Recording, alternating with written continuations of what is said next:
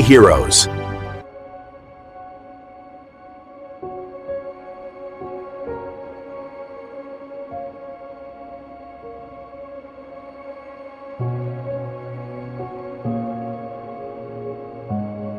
Now, every community has challenges indeed, but in the midst of these challenges, there are individuals that are changing that story. Now, on Community Legend, we open nominations for people who are doing something extraordinary in their communities. Hundreds of nominations were received, and we did due diligence by identifying top 10 individuals whose stories are different.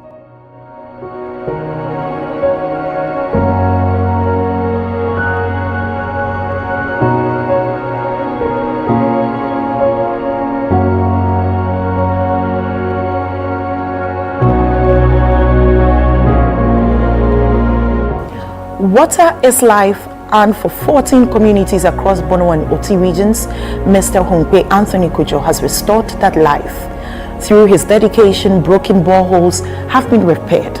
Safe drinking water back to families who once walked miles just to survive. But his vision reaches beyond water. He is equally passionate about education, equipping schools with learning materials, donating laptops, and ensuring teachers are trained to embrace a digital future.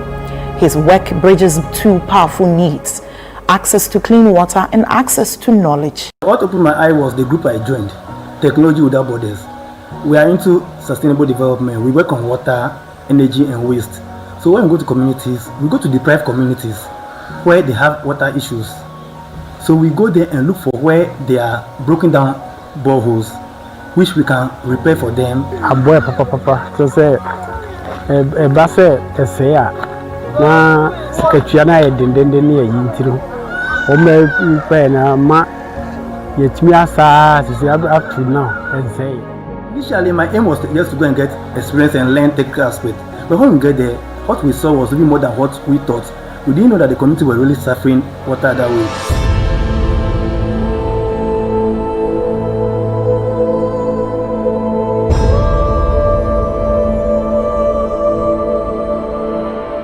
Oh, aboy mpa so say emra eseye no na esu na hwa yeden enti esu na etene no hwa na yekosa no esu etene so timu say efini nema bebiri na emoye emayade enti emra omba be sisi mai no eboye mpa eboye that say esu no ani timaye nkura na ani timaye eboye masa haw sa mane na ya ewu family na no ni na etutwa emaye enti yedamasi sa ewo sa kwa no so we decided to speed up our work and go to many of them and repair the water for them. So that was the passion and the zeal drove me to enter into this. The moment the water came out, we as the technicians, we are happy.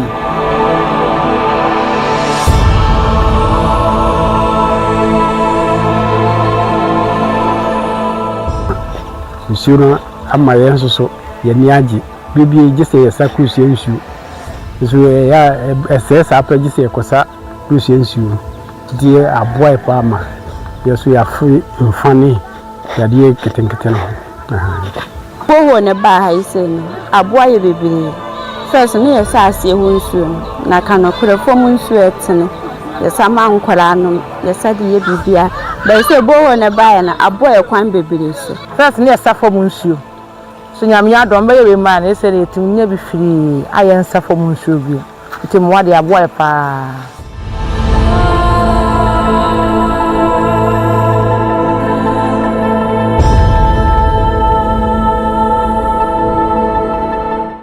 Most of the community we go to, they don't have laptop. They just learn without computer. They've not seen computer, but they're doing ICT. They're not like the cities here that we have everything. So because of that, we decided to enter into that one also, so that we can supply them with laptops. Not only laptops, teach the teachers how to use it. We have a software which we learn how to use. It's called Knowledge Box. The accessibility to the road, and at times you need people to work for you. We are students, so at times we can only go weekends because they are students. My workmate, they are students. So at times we need people in the community to also help us, because this borehole we have to pull a lot of things out. We also need them, but they are also farmers. They have to also go on their farm. So it's one of the challenges. We have to get our people. It's when we get people in large number before we go. So it's a very big challenge, and the funding also is also need to work on. Yeah, we need all stakeholders to come on board because we alone cannot do it. The works are even more than us. When we go to community now and do a project, before the next week, about 5 communities are calling you, or they get your contact from other communities. They everything we are government.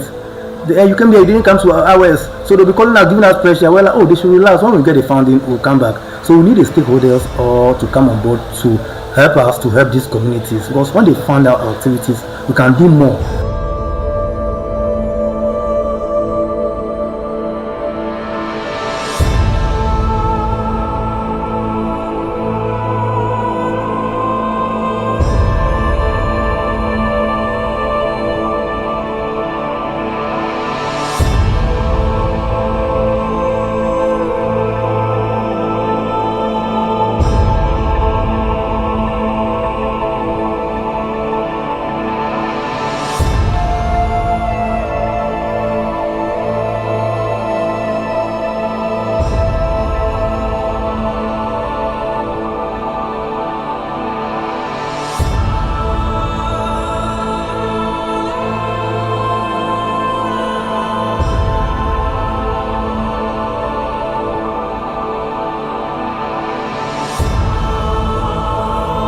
Thank you.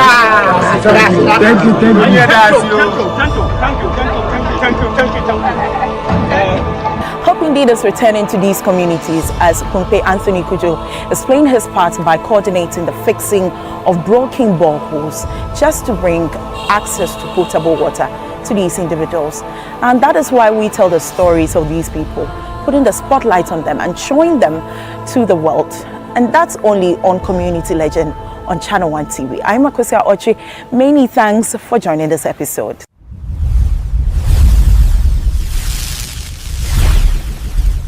Community Legends, celebrating everyday heroes.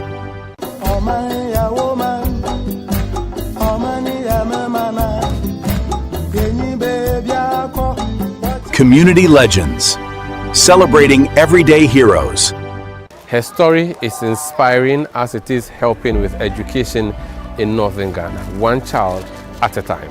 Over 100 entries came through. We've sifted it all the way to the top 10. And today our lenses are going to the Sagnarigu Municipality of the northern region, where we are going to celebrate Hansaawu Bukari. She is one of the top 10 persons nominated for celebration in this Community Legend, where we are looking at what she's doing in her small corner, and we're going to find the final person. Is Hansaawu going to be the ultimate winner of this prize?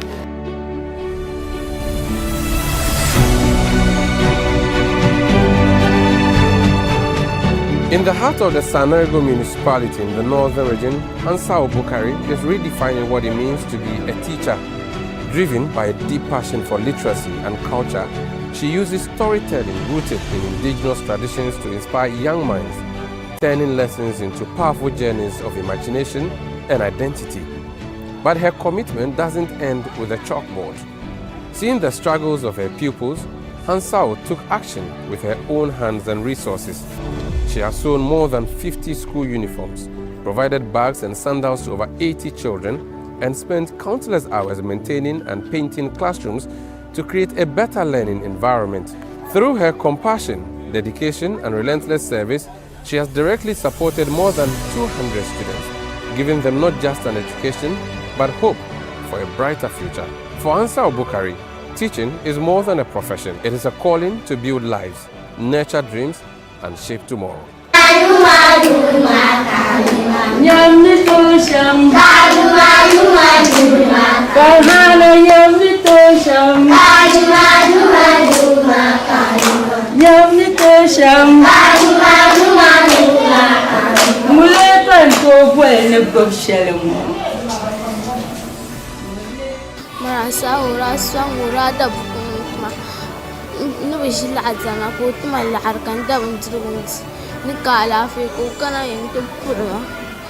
Our children or our young ones have the potential. All they needed was the support. And so I felt that, look, when we build or invest in them, of course they will shine. I felt that the knowledge of our young ones is a true wealth of the nation. And so when we invest in their learning and development, we invest in the future of stronger communities, we invest in the future of creative thinkers, critical thinkers, and also in a nation of endless possibilities. So I saw a need in my community, and I chose to act. The work I'm doing is really helping children and parents to rediscover their power, their voice, and their place in education. Because I think that the ability to read, understand, and think for oneself is the first step towards unlocking human potential. And it is this ability that helps us discover who we are, what we can achieve, and how we can contribute meaningfully to our communities. And a good focus of what I do is on the girl child, because too often girls are seen through the lens of limitation or pity. But the truth is clear. Girls are not objects of pity. They are partners in economic development, partners in innovation. I also do this by intentionally carrying the boys along. Because look, when boys are taught to understand, value, and respect girls, they become allies in building stronger communities, safer and fairer communities.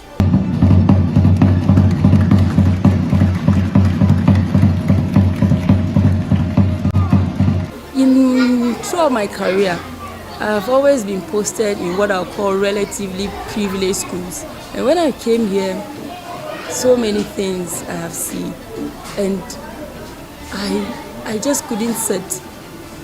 When books are scarce and learning feels distant or intimidating, I feel that we can start with what children know and love. Most people think that using storytelling, traditional play, and other culturally responsive tools are just extra activities. But I feel that, look, they are cognitive tools rooted in self-development, rooted in a self of belonging. Because look, when children see their language, when children see their lived experiences in their learning, education stops being foreign. It becomes familiar, and familiarity builds confidence in them. I like the way she is training us. She is using local language and English so that we can understand the world. Imagine a child coming to school with torn clothes. Of course, some will sit with their minds not even in class, because the child will be thinking, I'm not enough, I don't belong here. But where the child is assisted or supported in that regard, of course, they feel that they are all starting with strength. So there was this student who has always been under repetition, to the point that some even call him, is it graduate something? So I just had to step in to find out what the problem is. Then I realized that, look, it's not just about the child, it's from home. So I started what I call the teacher home visit. I got to meet the parents, and I realized that, look, the parents are no more.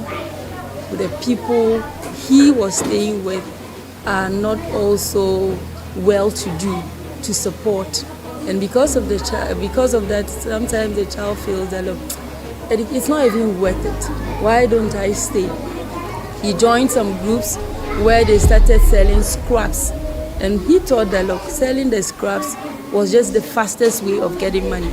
I reached out to the boy and saw how I could support. And when I came in, so many things changed. Now he's in P5, and I've been monitoring his progress just to see how far he can go. I support him with food, clothing, and just things that will keep him moving.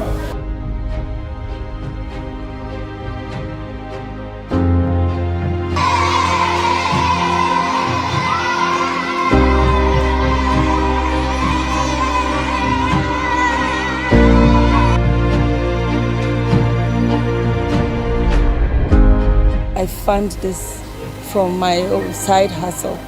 I am not able to cover much, Usually at the end of the year or at the beginning of the year, you have so many children wanting to be in Madam Hansaawu's class, and sometimes it's just too much.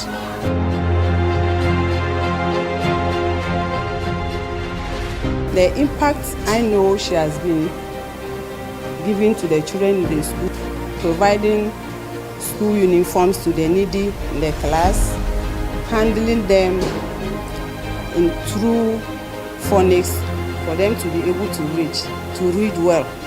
I will advise her to continue doing the good job she's doing, helping the children.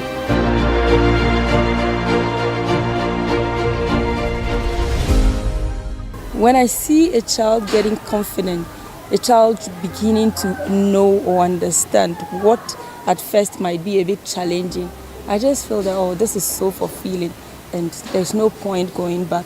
And it reminds me why I started this in the first place. We are grateful, and then she's part of us here. I've been here for a very long time, but her coming here, in fact, I've seen a lot of impact and then changes in the children.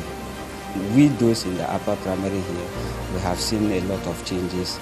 Initially, we used to get students who cannot even give the letter sounds, but now we are grateful we have children who can read.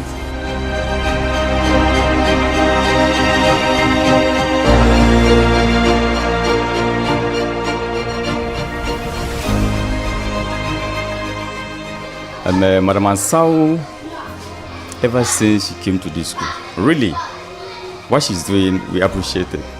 The way she takes them through what they are supposed to know, particularly the phonics, how to read. Madam Hansaawu, when she came to this school, really, we've seen some great improvement with regards to reading and then the identification of words by the children. And sometimes you go around and then see the way they are trying by themselves to pronounce certain words, and then you appreciate it. These days when I look at the children, I feel satisfied. Initially you look in the classroom and you wonder, are these school children? Because what they are wearing says a lot. But these days, you turn in the classroom and you see fresh clothes, the children come with smiles, and they even run to you. And this each and every day gives me so much joy and satisfaction. And I feel that, look, the future is going to be positive. We can build a community starting with one person at a time. She is doing her own in her own small corner. And she has also proven to us that educators do not necessarily just end up by the chalkboard. There are other avenues of impacting lives. And that is the story of Hansaawu Bukari in Sagnarigu. I am Umaru Sanda Amadu. This has been Community Legends on ChannelOne Television.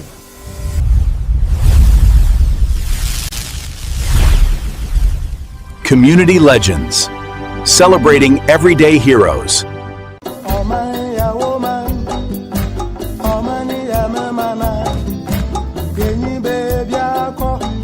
Community Legends, celebrating everyday heroes.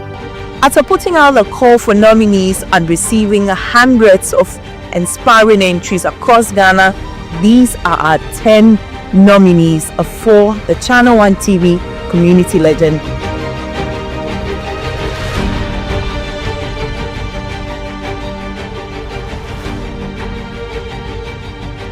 Today's community legend is proof that leadership has no age limit.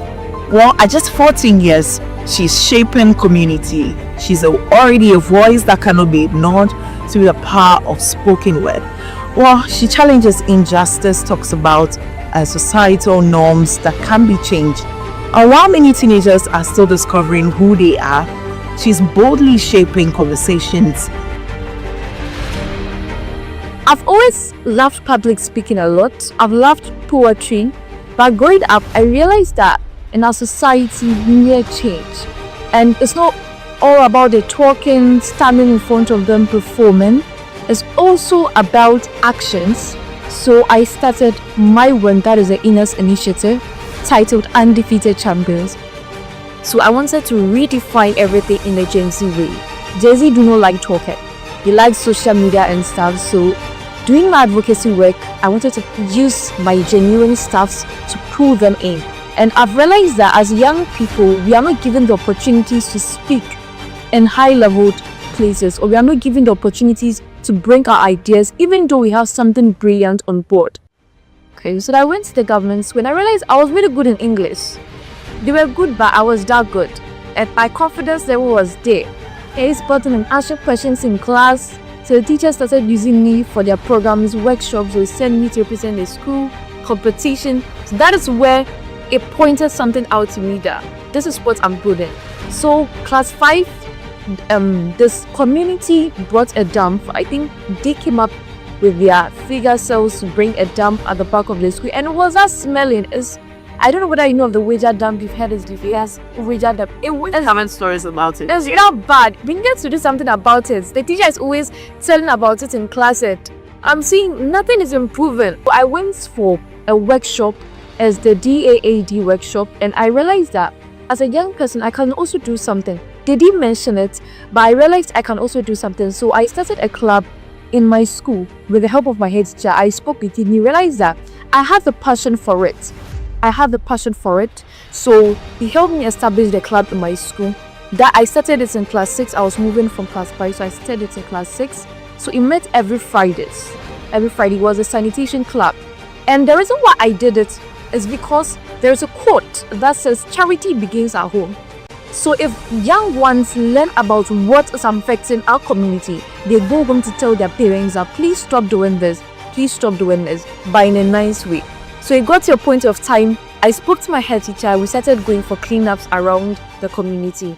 The community members would realize we're doing something. So it clicked in their heads also try talk community is this. That's the Ouija community. So I schooled in Ouija community. So it clicked in their head to also start doing something. It got to even a point of time I started speaking about plastic pollution, and in the school, it's a government school, and normally we need government funds and stuff. So when they do not come, they bring their pure water sachets, they will weigh them, then the school uses it to buy stuff for the school, and it was really helping.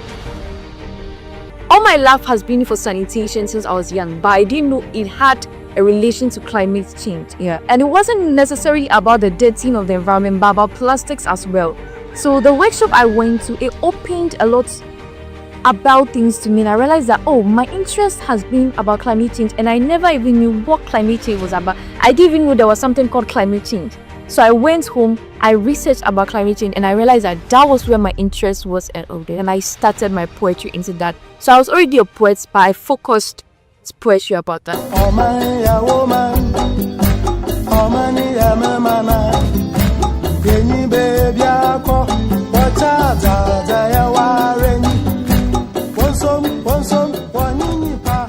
I'm doing something they work at a Peter and Fro Catholic Church. So when I'm doing like a cleaning with the church, and when I get something, then I'll sit at the hand papers. That is all this happened. They went to Katanga Shore, they went to the workshop, they were going some places. Because of her, how she was acting, Mama, she told Mama, this road distance is no good, we have to pick then. That is why now it is, everybody is doing with something. That was no, let me apply to our church. A church was so dirty. So I have to do this, to be picking the rubbish until if you see the church, I don't have time here, I've just come. I don't have time here. If you see the church is very neat because of her. I went to academy one day to launch an initiative, and I realized they had so much passion. And it wasn't about climate action. It was about different stuff like child trafficking and climate quality education and other stuff. And I realized that it was all under the SDG. So if I force it on them climate action, I'm going to school telling them climate action, they're not going to love it. So I made it an SDGs initiative. Wow. She was last spring, she was there. A private school. Okay, in a private school. And she was acting. And then when she was acting there, the teacher will ask her, how did she act? When they ask her, she wants something, be acting, they say, this girl is a different thing. Very smart thing. And she say, she's like, she's doing poets, and she's acting like that, your daughter will be okay. Then she started, when she will see that scene, she'll be the first person. she will act more than everybody. Then the father passed away. Starting, they were like, they weren't friendly to it when I was starting, but when they realized I had a purpose with where I was going, they saw the positive mindset with where I was going, where I started it in SHS school. I launched the Youth Climate Conference. It brought diverse schools, Accra Academy, St. Mary's and St. Martin's Senior High School. They realized it was a very good initiative. And a workshop. I also had a yearly workshop that was recently done 12 December 2025. There are so many people around the world who are like my age, even lesser than my age, who are also doing something powerful. But in Ghana, it seems like it's something new to people. So imagine 14 years trying to do something, you'll be like, actually, what's she trying to do? You don't get a concept of it. But we go to other countries, it's so broad, like it's normal to them. I really remember BC, and nights before BC, I had a program to perform at a Kofi Annan. I read a woman in PR Ghana. It was so funny. I had to bend candle that night, go to the program, come back and bend candle, and I still hope the VC can hear you. I was like, wow. I wouldn't have reached anywhere by now. I would have given up. I promise you, even this week, I had a lot of setbacks there, but I still had to go to God and get the courage to move on.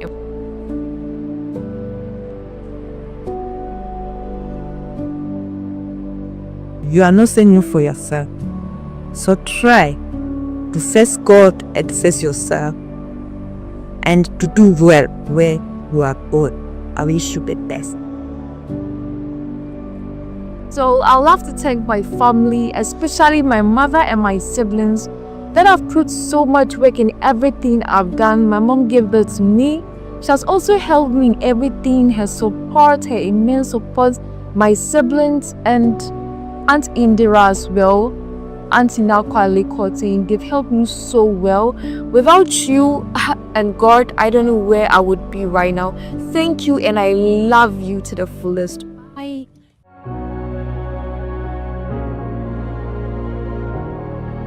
The story of 14-year-old Innah Nau Nyandes is teaching us that courage is not measured by how powerful or wealthy you are. In her own small way, she's using the little she has to change the society by using a spoken word to talk about climate change.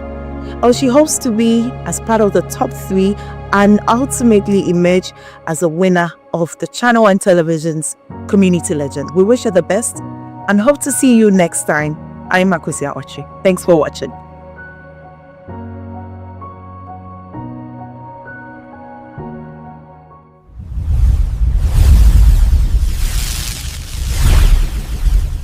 Community Legends, celebrating